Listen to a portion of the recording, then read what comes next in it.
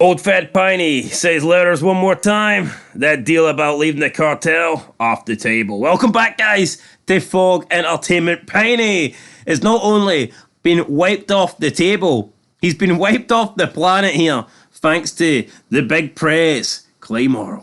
He has, absolutely. Piney, first 9 member, he's out the door. We may as well get into the facts, because fact numero uno, Clay's first 9 kill. How about that? The guy's killed 3, he's killed a third of the first 9. Are we giving him credit for the JT one? Aye, we are. Alright, well there you go. You're assisted suicide, man. It's essentially a murder, isn't it? See the next time he goes to visit the guy in prison? Lenny Janowitz? If I was Lenny, I'd be refusing visits for Claymore. It's not safe to be around Claymore. This guy's a first 9 killer. Anyway, the second fact that the episode title refers to chill. Chili. Family recipe. Of course, relating to the chili bowl that Chucky was making, and he stuck a head in it. I think Happy likes it that hard. That could have been quote of the episode. Could have been. Could have been, but it's not. Then the final fact, last appearance of Piney. Yep, last appearance. Well, I say last living appearance of Piney, because his dead body is seen for about 4 more episodes, just lying on the floor. You can just imagine how bad it smells once... I mean, it would smell pretty bad alive, like, so I mean, dead, I don't know what it would smell like. It smells bad. It would smell really... Dead or alive. Talking of dead or alive, Juice, he fell off that tree. He survived. It snapped, he's not Juicy dead. boy. What happened to you, Juicy? What's all this shit? Let's get on. Yeah, so... Oswald, man. He gets found by Chibs and Tig. Juice blames it on Oswald's fucking ranch. Oh, man, I ran into a branch. Tig's like, you clotheslined yourself? You idiot. Chibs so looks on. I don't know if Chibs is buying it, but they've got more important things to worry about. They've got a fault. What are the chances of him running into a security chain and it leaving a perfect mark around his neck like he hung himself? That's Chris Benoit. Now... I went to school with somebody, right, who actually got hung by the church bell. Now, they didn't die, but that's how they had rope marks around their neck. They were pulling the church bell, and that happened. So, things like this can happen. But not to Juice. No, well, it could happen to Juice, but Chips didn't buy it, Tig did. But anyway, guys, who knows what's happening there? But Margaret Murphy, we seen on our last episode, can I walk you to your car? Because I'm Prospect. I am first 10. I am the one who knocks. And what did he do? He essentially just gave Margaret Murphy this death threat, and then that is why Roosevelt is at the door. We seen Rat Boy, he ran to the back door, the back room, like a big shite bag with his M16. Roosevelt points out as well, you must be in threat, Dr. Knowles, because someone's here keeping watch. Their bike's parked out front. Could that not be Jax's bike? Could be, but Tara says the answer to that is going to need a warrant. A warrant. And he doesn't have one. He doesn't have a warrant. But like realistically, right? So wait, so fucking what though? Let's say Rat Boy is in the back room with his M16. Guns are legal in America. It's America. He can be there. So what if he is? Yeah, he can do what he wants. Well, Rat Boy could have come out with his M16 swinging and went, "Oh, all right, officer." I think it's more of a. That would confirm that she is in danger? Yeah, rather than here, he's not allowed to do that. It's more like you actually are in danger rather than here. Rat Boy's got a gun and we're not allowed to do this shit. You could argue though, if you're part of the MC, you're always in danger. You could argue that every day of the week. And Piney, who feels like he's not part of the MC, finally turns up. Jack says he wasn't going to proxy this vote. Fucking hell no, he wasn't. Hell no, Piney. It might be the last ride that he takes, Undertaker style, but he's coming and he wants to see Clay kicked out of the top seat. Opie tells Piney he loves him, and I'm with you on this. So Opie, who voted yes for the cartel, looks like he's going the opposite way here. So this is interesting. Opie has literally changed his mind on the drugs on the cartel. We also have Opie's sponsor, who is no longer with us, Miles. He will not be getting a vote tonight. So there is 2 yes votes literally turned around. So if things remain the way that they did in the original vote to get into bed with the Galindo cartel, we are looking at a 6-4 win for Bobby. That would be assuming that everybody that voted against the cartel votes for Bobby, and then everybody that voted for the cartel votes for Clay. I Clay think could be looking at a 6-4 defeat here. I think there's only 3 guarantees for Clay. I think it's himself, Tig, which we already know about, and Jax. I think Jax just has to vote for Clay because the whole deal about him having to get out. Like, it makes no sense for Jax to vote for Bobby, even though he might think Bobby is the better leader and that he does want out the drugs. But realistically, is he ever going against Clay here? And Kozak, we don't even know if Kozak's got a proxy. Well, we know he's got a proxy. We don't know what it is. So it's irrelevant. Although you'd have to feel like not a lot's changed.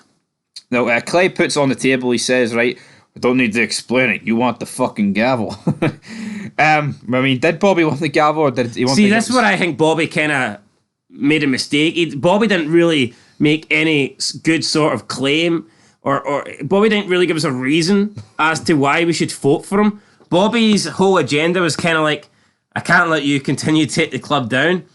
But Bobby never really pointed out why we should vote for him or what he would do. Yeah, we get it. He'd probably try and get them out the drugs, but I don't know. I think Bobby could have done a better job of explaining why the club would be better off with him. Yeah, he should have did that, but again, I guess it's self-explanatory. And I'd like Bobby to explain how he's going to get the club out the card, because again, can they just walk away? I think the problem... It's a bit naive to just think that... Short term, it's the same business, but I think long term, it's like, well, Bobby will distance them from Galindo. Wasn't Clay saying they were just getting in it short term? The goddamn cartel, there is no short term. I mean, what happens though if Bobby just goes to Romeo here? I want this out. They probably whip out their CIA card and Bobby's like, damn. Or they kill Bobby and they're like, Clay, you're back in charge. Yep, that could mean they were going to do that with Jax, weren't they? Yeah, so they may as well did it with Bobby. We get obviously Clay votes for himself. Yeah. Tig votes for Clay. We then move to Chibs, who I'm going to assume is going to vote for Bobby. But before we get his answer, there is gunshots and we are raining down bullets at the clubhouse. And I think this probably needed to happen because I just think Clay's very bitter and I don't know how the show would have continued. I don't know how Clay would have...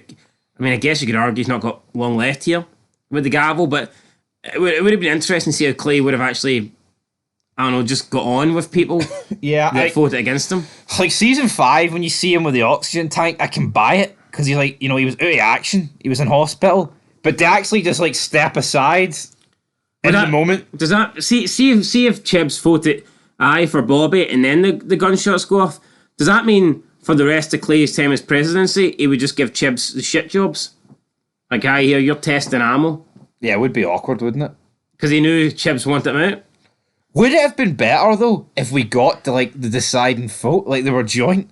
It doesn't necessarily need to get the Jax, but let's just say it got to, like, Kozak's proxy, and then the shots went off. True, but then you're going to have a lot of people that are voting against Clay.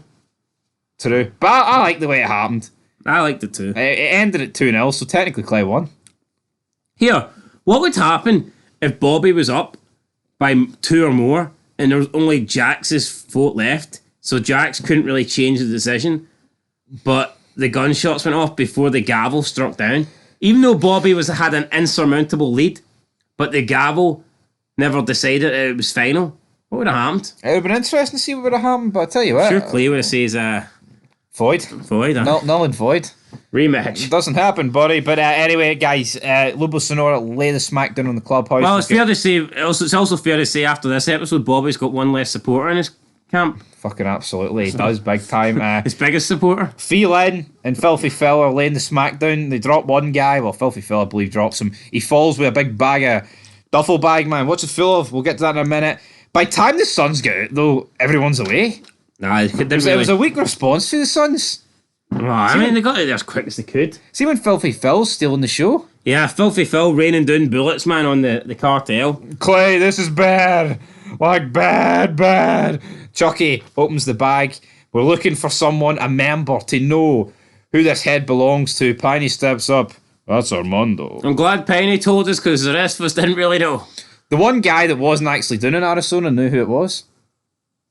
That's first 9 privileges. First 9 privileges, I guess. You maybe met Armando on a different run, but yeah. Well, I'd have to assume he knows who Armando is, no? Is Armando not like a long-standing president? He must be, aye. Tell you what, does Armando not look a bit black? He looks more Mexican, doesn't he? No, there's like a hint of black there. I'd say he looks more black than Juice. 110%. Possibly. I'm surprised they didn't go to him with the leverage. Does he look more black than T.O. though? No. No, well, there you go. I wouldn't say as much. Not black. Fuck off. Not your club, not your call, they say. There's a lot in it. That's very real. Is there a lot in it? Fair enough. Right, so they throw the Lobos Sonoro guy into the back of the fan. Chibs grabs Juice like, are you with me or not, brother? And he throws him in the front of the fan. Piney then tells Get your Clay, head in the game, son. get your head in the game. And then, talking ahead, Armando's head is no in the game, but it is in the chili. it is in the chili. Chucky puts it in the chili. Piney then like taps Clay in the shoulders like, this is your get out of drugs free card. He's like, what the hell are you on about? If we're not out of the drug business by tomorrow, I'll give the club the letters. So Clay has got an ultimatum. Piney has whipped this out. I guess he did tell him like a couple of episodes ago, you've got to the end of the week, but now he's like sped it up, I guess you could say, and like, right, that's it, you're done. You're done here. This is it. Is this a fair ultimatum, or is this Piney knowing he's crossing one bridge too many? Like, Clay's just not going to accept this.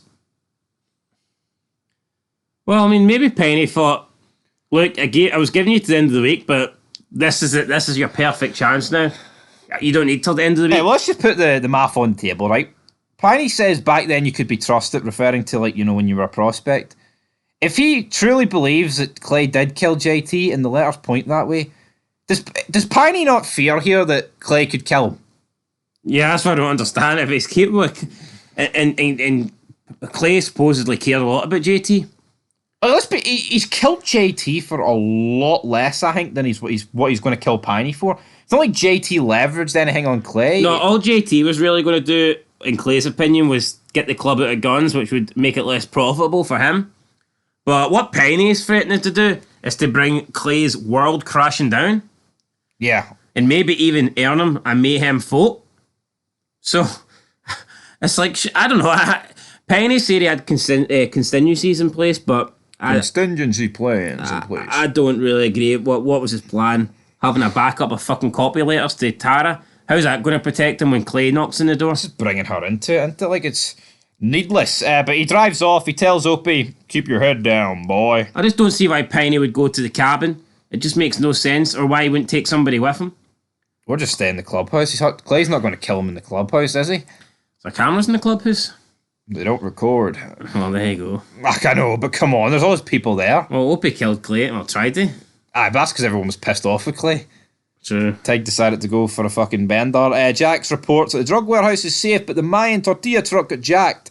The coke is gone, and 3 of Alvarez's guys are MIA. Then Captain Black arrives on the scene, and he's like, I smell bullets.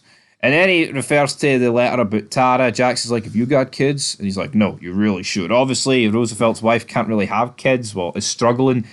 Jax wasn't aware of this, but obviously this is going to ruffle Big Roosevelt's feathers, isn't it? Well, she's got plants, hasn't she? So it's she's got plants, close enough to kids, but Roosevelt takes this, but he's like, lock it down, damn it. And then the police get a bowl of some head chili, don't they? Yeah, no, I like this. When we see the police coming and Chucky's panicking, he thinks best place to hide this head is in the chili. Good stuff. We then get Gemma coming in. She looks inside. She sees the head. It's like, holy shit. Tara goes to look, and Gemma's like, nah, I don't think you'd like this. It's too hot. Made my eyes water. I think Happy likes it that hot. And Happy probably would be the only guy that likes it that hot. Give this shit to Happy. Give it to Happy, damn it. Alvarez and Rafi and Pedro. Oh, I thought what she meant by that was, here, give this to Happy and he can dispose it. I think she was more saying, get this shit out of the club house. I think it was more of a joke about how Happy's a psychotic. He might enjoy it. But anyway, we can look at it whatever way we want. True, but I don't think she literally meant, here, go take a bowl of this up for Happy. I'm sure he's hungry. No, she was joking. But Alvarez, the Mayans, they turn up with his sons. We're interrogating the Sonora shooter. He's saying nada. But Luis Torres comes up with some truth serum. They inject it into him. And then pretty much we have like a wee scene skip here. And then you've got Big Luis Torres. He's like, that bastard is saying he was a rat member in your crew, Alvarez. And then Jax is like, it don't matter, Mayano, son. He's a lying puto, ese. So Alvarez has had that whole quote spun around on him. Pedro's a rat. And he didn't really like it. He's like, it's okay. And then, like, Alvarez goes to kill him. It's like, who would that be, Marcus? And then Jax grabs him. And I've never seen Rafi move so fast. He tried to, like, slice Jax's throat here because he touched El Padrino. What was that all about? Rafi's loyal. Rafi is loyal, but then Jack's like, well, we can use this to our advantage. We can make him think we're going to be at a certain location later, and then we can ambush them. And then he's like, well, not we, you guys. And Luis is like, no, I need you guys. Make no mistake, gentlemen, we're at war. And then I think at this point we kind of realise how deep and shit they are. It's not just the cartel against cartel. They're in the middle of it, aren't they? Oh, they're deep in the middle of it. And you know what? I actually like this gimmick of like the Suns feel like they're in too deep. I hate it, the fact when you look at the Mayans and like they've got all these assault rifles and they're fucking stealing cooks and all for like the cartel. Like how shit does that look? As if it's just a normal day. Yeah, and then like you've got a normal club life day or whatever. Like you've got see the Suns, right? I get it. Clay says, "Hey, we're just motorcycle enthusiasts." I get that they're not that, right? But they're not like this elite fucking hit squad. They're not that. No, like obviously some guys are military. Can they handle themselves? Yeah. Yes, and stuff. But they're not a cartel. They're not about that life. No, like obviously some of them have got military experience, right, and some are better than others. But like we can't expect like Filthy Phil and Phelan and you know Miles to, you know, do these fucking secret missions. No, like I can buy like Clay and Bobby. They served in like what Vietnam, like JT Piney, like in their prime, doing stuff that like you know some people couldn't. Like Happy's like a hitman, so he can do stuff. But I think it's just like you see the Mayans, man, doing all these like infiltration missions. It's like, what the fuck are we doing here? What are we doing, Issy? What are we doing, Issy? We just want our guns. I mean, the only thing Taz has ever infiltrated is some other guy's ass. So how the fuck's he supposed to? Oh, I'm a top man. I can, you know, like I was expecting more of a pop there, but I was kind of worrying about Big Bobby here because Bobby, he's fearing that his foot's not going to happen. Clay's like, you'll get your foot, and he's like, hopefully one of us is left standing. So who's going to be left standing? Everyone's dropping. I think Bobby's going to lose his foot, to be fair. Yeah, I don't think Bobby never even gets his foot. He needed the foot. He needed it right here, right now. Yeah, it was... Because he's going to be 1 foot late soon. Yeah, that's pretty much it, man, for him. It's going to be absolutely good night. And does Amando get a foot? I think he's way over his head, isn't he?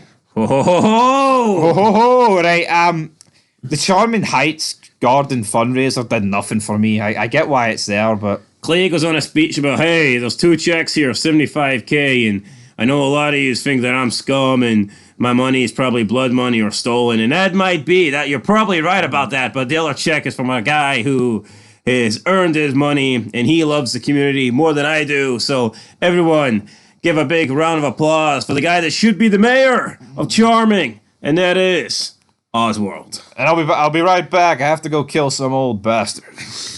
But he doesn't say that. Clay invites Oswald up on stage. He goes for a handshake, but first he pulls out the knife and goes, hey, Oswald, this was the knife that raped your little girl. Now, well, he didn't do that, but wouldn't be surprised if he did.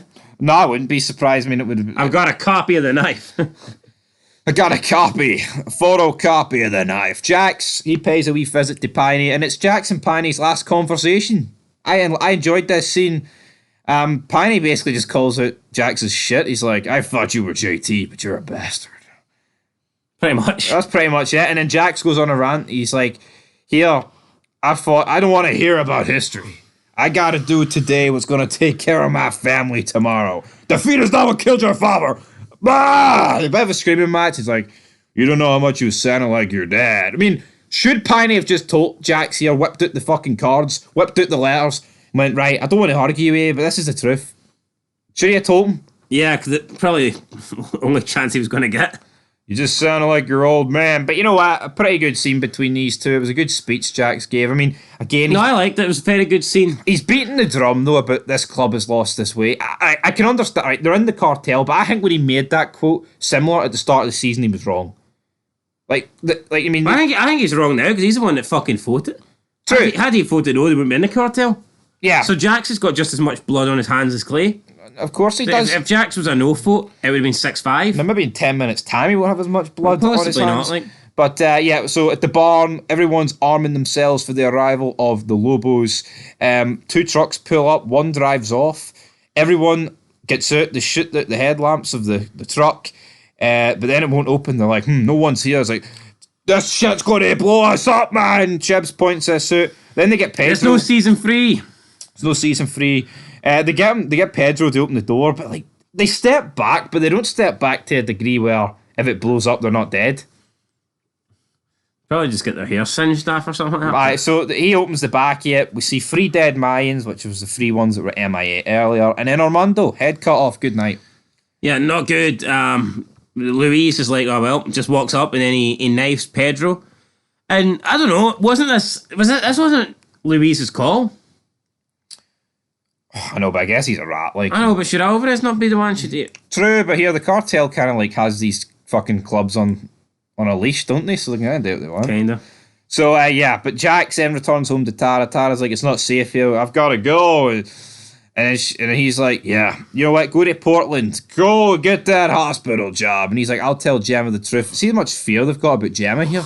Yeah, it's like they have to get Gemma's fucking permission. Telling Gemma shouldn't be shit to tell Gemma. I know. If you want to go. Fucking go. Get rid. Gemma then phones Clay. Clay's like, I'm sitting at the clubhouse here. I'm at the table. Got a lot of shit to work out.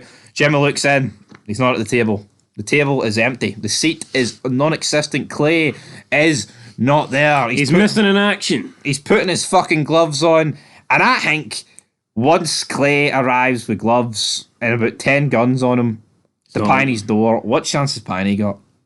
Best chance is probably not letting him in.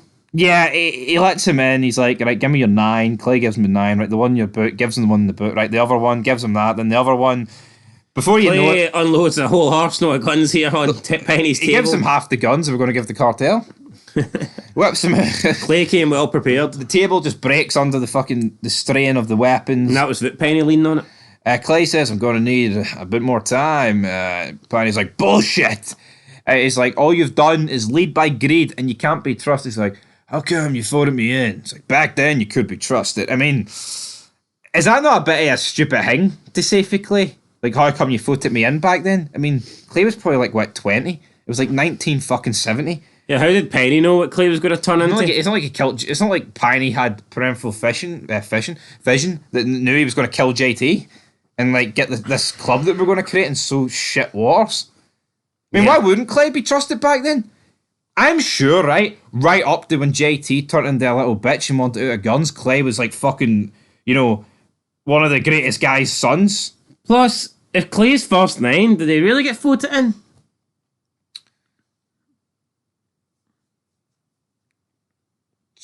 True, but maybe back then it was like, well, obviously JT. Maybe JT started with Piney and JT was like, do you think we should fight this guy in? No, Clay was the youngest of the first 9, so maybe they had to sponsor him. They needed 9, but the last guy wasn't a prospect, but you had to still sponsor him. I don't know, but he does mention sponsor here. Fair enough. Either way, I mean, Piney, how sick's that? Piney sponsored Clay. And here's Clay sponsoring him with a fucking shotgun. Not very good, is it? No, it's not good. Clay says, what's to stop you from killing the deal? Once I kill the cartel deal, what's to stop you from distributing the letters? Piney says it's a risk he will have to take. And that's game over. If Clay was going to let him live, I mean, certainly not after this. Nope. Clay leaves. He's like, if anything happens, that blood's on your hands. Piney goes to lock the door. Why? Why lock the door? Yeah, I mean, I think he must have knew Clay was going to wait. Clay busts it open, knocks Piney down. Clay gets all the guns, and then he punts Piney like it's the NFL. Piney manages to gather himself back up, gets back up, but Clay's like, where are the letters? They're not here. Piney tries to protect Tara, but Clay says, listen, old man, you don't think I know? She's got the letters, or she's already seen them, because Tara's the one that gave them to Piney. Piney tells Clay, just leave her out of it. Clay says, too late, and then replies with a shotgun blast to the chest of Piney. Pretty much kills Piney instantly. Piney just crumbles to the floor like a big bag of shite. Blood splatter right up the wall. Then Clay gets his finger with the glove and he dips a wee bit into Piney's blood and he puts LS on Piney's photo. Lobos Sonora. Of the first 9. That's sick, isn't it? Aye. First 9. Boom. You know what? See, when he pulls the trigger, there is for I'd say a couple of seconds, it looks like he's feeling remorseful. Then he's like, fuck this. He's like, oh shit, yeah, I need to make this look like Lobos Sonora. Then, I really love... Is this not a typical Clay move, though? Is this not, I'm redundant? I'm kind of sick of this. Clay killing someone Or SOA killing someone under Clay's like demands and then blaming it on someone else. It just seems like Clay's go-to move. Like, learn some new tricks, you fucker. What do you want him to do? Right on the first Clay was here? And then even Jax, he follows him. Like, he follows his lead. Like, when you look at season 2, when Opie kills that guy and then fucking Jax throws up the 9 fingers. Aye, so yeah, we can't point this towards us. I mean, that's their go-to move. Kill somebody. Chips kills Jimmy O and he does the IRA sign. That's their go-to signature. It gets a bit tiresome after a while. It does, but I really enjoyed this ending where it panned round and then Piney's SOA logo faded into the end logo. I like that. Yeah, no, I like that as well. Look, good episode. Sad to see Piney go. Last of the gene cut to go. Piney's gene cut. Everyone else wears leather. Ooh, no one else get the gene cut in No. future seasons? I think other charters obviously have it, but in terms of Sam Crow, he's the last one. Well, there you go, guys. That is it. It's all over here for Piney. Now we need to get into some of the facts. So, we've already done the facts. MVP of the episode does go to Piney. It's his last episode. I felt like he'd done a good job. I really enjoyed his one-to-one confrontation with Jax, and then the one-to-one with Clay was great as well. So, yeah, Piney. He got to say. I mean, few great scenes with Clay, great scene with Jax, and he got to say goodbye to Opie, like not once but twice, kinda before the meet, then after the meet, and then yeah, I think his death's one of the best ones on the show. I thoroughly do enjoy that death. Thoroughly enjoy it, of course. No, and you know what? I think it's a turning point. It's an epic moment. It's like, right, Clay, you know, he can get a phone call to get Tara killed, but until he actually does something, like, I think this is it. This is Clay too far gone. Clay, you crossed the line. And as for quote of the episode, it is, get out of the drugs. Free card. Yep, and that also was said by Piney, and that was his response. Piney after heavy. Finding out Armando's headless head was running about. Tell her moral. Anyway, that's it, guys. That's where we're going to leave it here for this Sons of Anarchy review. This one was Family Recipe, and it was a pretty big family-related episode. It was, but we have to give our rating for the dish out of 10. Oh, what was the dish score? I'm going to get an 8. Yes, I'm going to get an 8. Good episode. Great ending. Very solid. Yeah, very solid, man. And I think now the episodes just continue to build with the whole cartel beef, and Clay's downfall is very, very imminent. But anyway, guys, 8 out of 10 for Family Recipe. Back next week for Kiss. Until then, peace.